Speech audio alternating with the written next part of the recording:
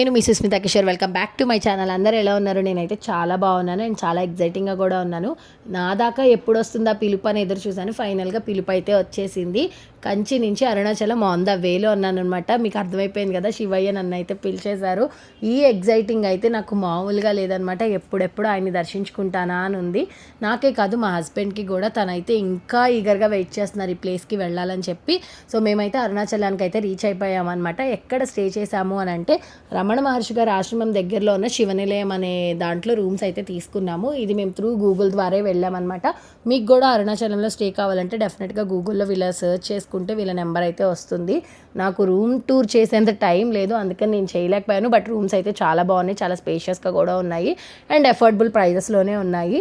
So మేమైతే రూమ్స్కి వెళ్ళిపోయి fresh అయిపోయి అక్కడి నుంచి రమణ మహర్షి గారి ఆశ్రమానికి అయితే వచ్చేసామన్నమాట. ఎందుకంటే మాకు షెడ్యూల్ చాలా ప్యాక్డ్గా ఉంది.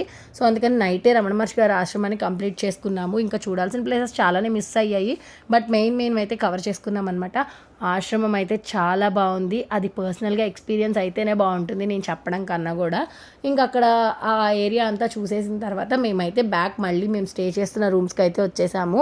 ఇంకా డిన్నర్ చేసి పిల్లల్ని పడుకోపెట్టి ఇంకా అక్కడి నుంచి గిరి ప్రదక్షిణకి అయితే స్టార్ట్ అవ్వాలి. వీళ్ళ దగ్గర అయితే డిన్నర్ కూడా ఫ్రీగా అవైలబుల్గా ఉంటుందన్నమాట. డిన్నర్లో మాకు వచ్చేసి దొండకాయ కర్రీ, వంకాయ కర్రీ, అలానే టమాటో చట్నీ పెట్టారు.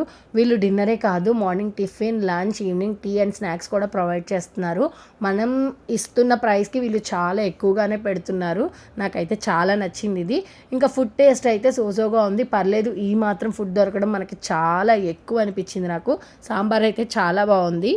డిన్నర్ కంప్లీట్ అయిపోయిన తర్వాత పిల్లల్ని తీసుకెళ్లి రూమ్లో పడుకోబెట్టేసాం. ఇంకా అత్తయ్య గారు కూడా వద్దామనుకున్నారు, కానీ అప్పటికే జర్నీ వల్ల చాలా టైర్డ్ అయిపోయారు. అందుకని పిల్లలతోనే ఉంటానన్నారు.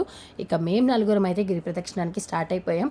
మా గిరి ప్రదక్షిణ ఎక్స్పీరియన్స్ అంతా మళ్ళీ నేను నెక్స్ట్ వీడియోలో పెడతాను. దర్శనం ఎలా జరిగింది, మోక్ష మార్గంలో ఏమేమి జరిగాయి అనేది. అప్పటి వరకు stay tune. Thanks for watching. Bye bye.